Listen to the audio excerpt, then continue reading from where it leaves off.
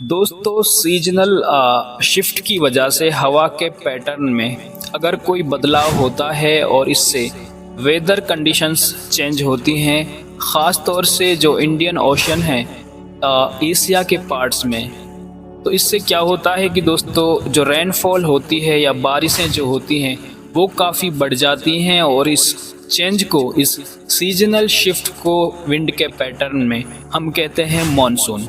और दोस्तों आज की इस वीडियो में मैं आपको मॉनसून के बारे में थोड़ा सा और डिटेल में बताऊंगा। तो अगर आप चैनल पर नए हैं तो एक बार सब्सक्राइब कर सकते हैं हमारे इस चैनल को। दोस्तों समुंदरों के ऊपर जब हवा गर्म होती है और मॉइस्चर को एब्जॉर्ब करती है तो वो मूव करना शुरू करती है समुंदर से लैंड की तरफ, यानी कि ज़मीन की तरफ। और ऐसा इसलिए होता है क्योंकि समुंदर के सरफेस के ऊपर और लैंड के ऊपर जो टेम्परेचर होता है उसमें डिफरेंस होता है, इसलिए हवा गर्म होकर मॉइस्चर को एब्जॉर्ब कर हमारे शहरों की तरफ मूव करती है।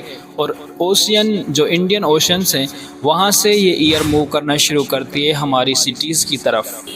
और जैसे ही ये हमारे शहरों की तरफ या लैंड की तरफ पहुँचती है तो ठंडी होकर ये कंडेंस फॉर्म में चली जाती है और फिर रेन क्लाउड्स, यानी कि ऐसे बादल जो बारिश बरसाते हों, उसका फॉर्मेशन करती हैं।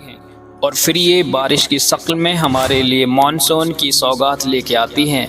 और फिर मानसून से किसानों के चेहरों पर रौनक शुरू हो जाती है और किसानों के जो फील्ड्स होते हैं, जो खेत होते हैं, उनमें हरियाली लहलहाने लगती है।